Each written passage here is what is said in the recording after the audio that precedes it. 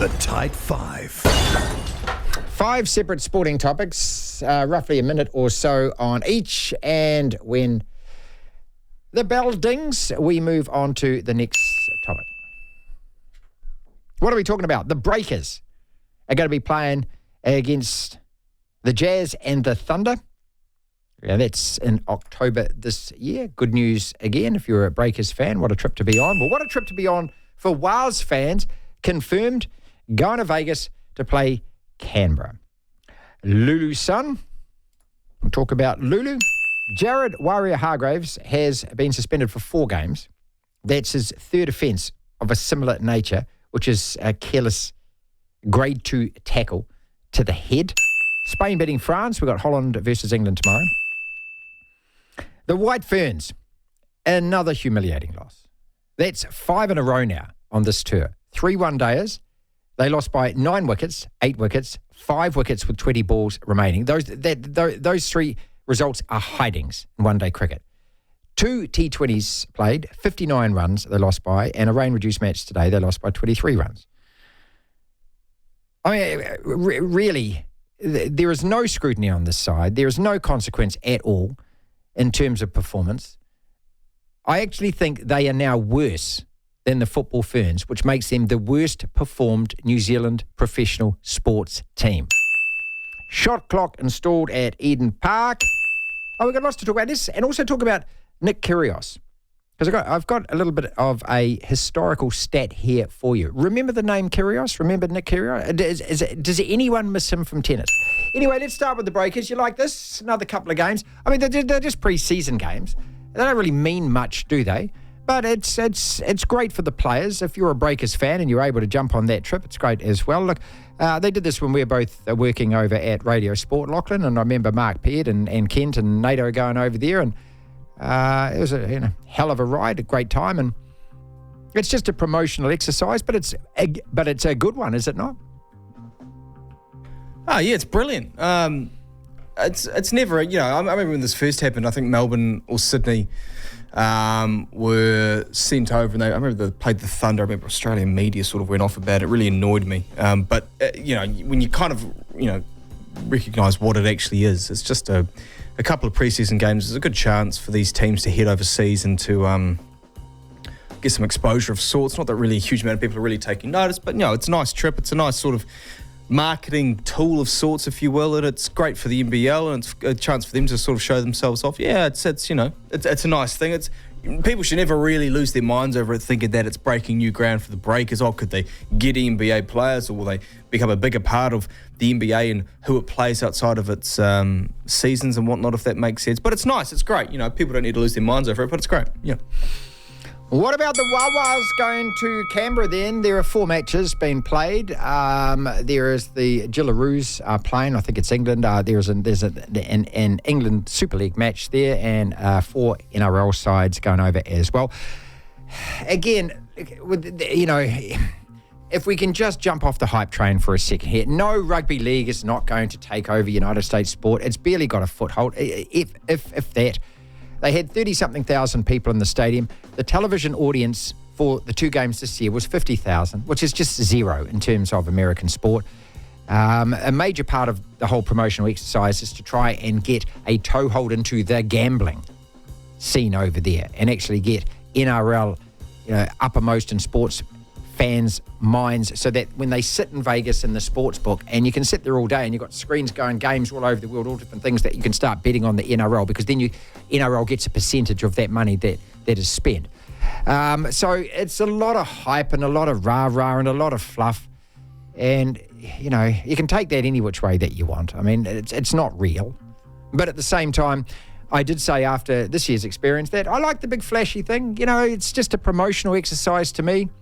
I don't go overboard on the fact that, I'm not going to swallow the Kool-Aid, and rugby league is going to be a massive sport in the States. It's never going to be a big sport in the States. So it's just, to me, a pretty good gimmicky kind of thing to do. And so, more power to the teams that go. Yeah, I'm the same as you, and the one thing I hated a lot when they went over earlier this year was a lot of the, all Fox Sports to all their shows there and had NRL 360. Well, those people are all paid to be cheerleaders, aren't they? And I hated, you had Buzz Rothfield saying, I can't understand why the Americans won't like this game. It's so much better than the NFL and whatnot, and they're paid to and whatnot. Part of their job is to inflate the sport, and I hated it so much, but I got why they did it. But again, but one thing I hate in sports, and I take this from you probably, is BS or is doing things and thinking it's going to end up with something, but it doesn't end up that way. And essentially what I mean is, Mark Robinson, for example, saying women's rugby is exploding. It's the new focus it's the new focus of sport here in New Zealand. It's not. Let's be honest with ourselves, Mark. Stop BSing yourself, your staff, your colleagues, and your fans. And the general public. And that's what I don't like about this when they say we're going to tap into the US market, we're going to make an impact. No, you're not. If you could take something there, you can have a couple of games, fans go along, they, as in US media, talk about it to an extent, and you can come home and sit there when you get back from your trip and actually run the numbers, go, okay, we made a profit, we made some money. That's a success. Don't sit there and think you're going to tap into the market over there, because you're not going to. That market in the US is dominated by 3 sports, 4 if you want to count the NHL, not really. The 4th one probably college sports, to be honest. And those 3 sports have dominated it for decades. A couple of them, baseball's been around for over 100 years, and at such a high level of its consumption from its consumers. So for you to think that you're going to tap into, rugby hasn't been able to, football's barely been able to do it. I actually tweeted Fox Sport the other day because they came out with some headline about, cricket just capturing hearts and minds of the United States sporting public. And that was the headline. I said, come on. You don't work for stuff. You don't work for the New Zealand sports media. You don't need to throw this tosh at us. We've all got a brain. We know that cricket hasn't taken over the United States sporting public at all. Yeah. And it never will. Just look, it's okay. Every time one of these things happens, it's perfectly okay. Play some T20 games here. Play some rugby league there. Take the All Blacks to San Diego. That's all it is. We don't need to be sold something that actually there is nothing there to sell. Yeah. Lulu's son, and we've spoken to both Dave Worsley and Nick Lester about this, and we'll go to Te Anau before 3 o'clock and talk to Greg Shepherd, who's the president of the Te Anau club. A real bugger that she lost. I was so hoping she'd make the semi-finals, because I just thought that at that stage, I reckon that she would have become the darling of that tournament on that side of the world. But look, she's achieved enough now to change her life and her tennis career forever. And now the opportunity is in front of her. If Lulu's son hadn't have made it through to the quarterfinals of Wimbledon, she would be doing what Alistair Hunt told us about yesterday. She would be scuffing around, battling away, getting into draws, maybe making the 2nd or 3rd round, trying to make a name for herself. Now she has made a name for herself. And so whatever disappointment there is in the end and losing that match, it's the 8th match at a Grand Slam. And as I said to start the show, you only have to win 7 to win it. So the fact that she's actually got to where she's got, she's now going to attract a lot of attention from sponsors. As Dave Worsley said, she's going to get into the main draw of a lot of tournaments and things. And let's hope that she can, replicate this or actually go, 1st, 2nd round or whatever at the US Open. Yeah, agreed. Yeah, that's it. Thoroughly endorse all of that. More power to it. Jared Warrior-Hargraves. I thought that Kempy made a great comment about this on Monday, where he said, look, he's played 330-something games or 307 or something games for the Roosters, most capped player ever for them. He should have played 350 if he hadn't spent so much time on the sideline.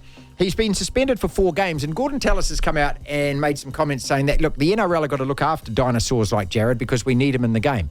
He flew out of the line, smacked a guy in the head. He did it last year with the elbow, remember? Yeah, it was against the Tigers. I remember and this is the 3rd offence of a similar nature, so he's been suspended for 4 games. Fair enough. Look, I just think this is a blight on him and his career, to be perfectly honest. I think he's actually a much better player than this, and I'm amazed that he hasn't actually got it through to himself, that the game has changed.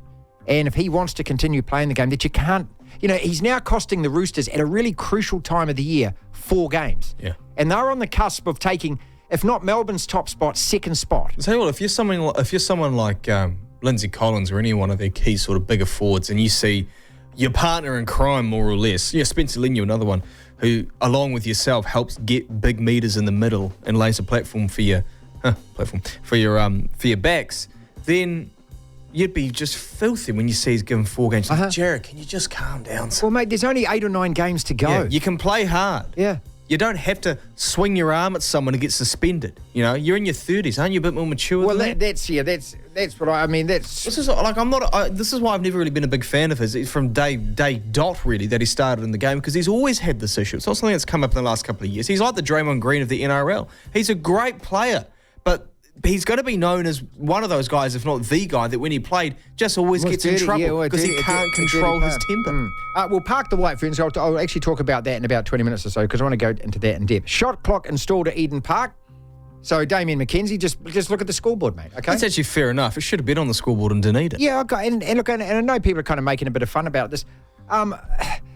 In the heat of the moment, I know the referee's in his ear telling him in that, and I know that he knows he's only got 60 seconds, but I bet that 60 seconds goes in a blink of an eye when you're actually lining the ball up and kicking. And I don't blame him at all for going over the time or whatever. And he says, I'll take full responsibility, of course, because it's no one else's responsibility, Damien. But at the same time, look, you know, you're now going to know. And maybe, you know, you needed a teammate next to you at the time saying, dude, there's only 20 seconds. Dude, there's only 5 seconds. Kick the bar, you know. So, yeah, I actually think it's probably a good addition. The other addition at Eden Park they should make is every time that the ref is talking to the bunker, and grog, easier access, but is to put those conversations up or announce what they're saying. Let the public who are there They do know. that in the NRL, don't Yeah, they? just let them know. So when the referee's talking to the teammate, put it up. Put it through the sound system. Put it up on the screen. Let people know what the hell's going on, because that's a real frustration there. Couple to go. Spain beating France, deservedly so. Absolutely. They're through. Who wins out at the Dutchies and the Poms tomorrow? I'll say the Netherlands in extra time. 1-0 or 2-1. Yeah, I reckon 1-0. Yeah, I reckon there's a goal. Look, it's definitely going to extra time, and I reckon it's probably going to penalties. Well, the best thing that could happen is that the Netherlands score a goal in sort of the first 5 or 10 minutes, that England can't play so conservative for the rest of the game. They actually have to create something, and they're forced to be expansive. And finally, just before 3 o'clock, we always reflect on something that has happened in the big wide world of sporting history today. Well, I can tell you in 2022 today, Nick Kyrgios lost to Novak in the final of Wimbledon.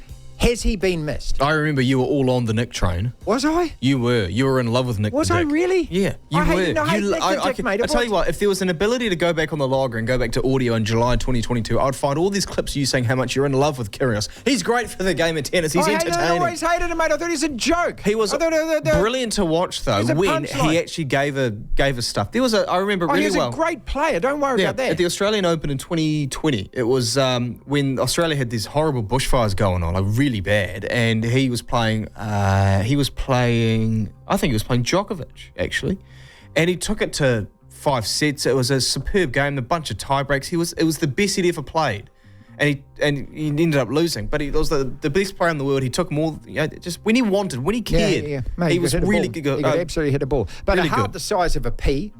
And so he just... a brain the size of a pea as well, to be honest. And, you know, the tanking and the tantrums and the constant press conferences where I hate tennis and so forth. It's so frustrating when you see a guy with that much talent and just think, you've just wasted it. You really have just wasted it. But, you know, the giggle brigade and the 30-second attention span dick pic Instagrammers and the mass... Oh, we love it. I mean, because he was always a clickbait storyline for the first 2 rounds as he biffed rackets and swore at people and copped fines, and then he was always out of the tournament. So 2 years later, is he missed? Is he missed a bit in terms of tennis? No, because his exit from tennis has sort of been... is sort of aligned with the emergence of both Alcaraz and Sinner as probably the 2 next stars of men's tennis. Yeah, and then not needed. Medvedev we don't right there in the background. You're not needed, yeah. I mean, if we didn't have that, if we didn't have Alcaraz and Sinner, let's say Djokovic was still winning everything because no one could come near him, then maybe I'd be like, we could do with someone like Kyrgios with a bit of entertainment, because there's actually not any good young players. The clown is gone and no one really... Yeah. Devlin. Yes! Yes! Can they do it? The platform.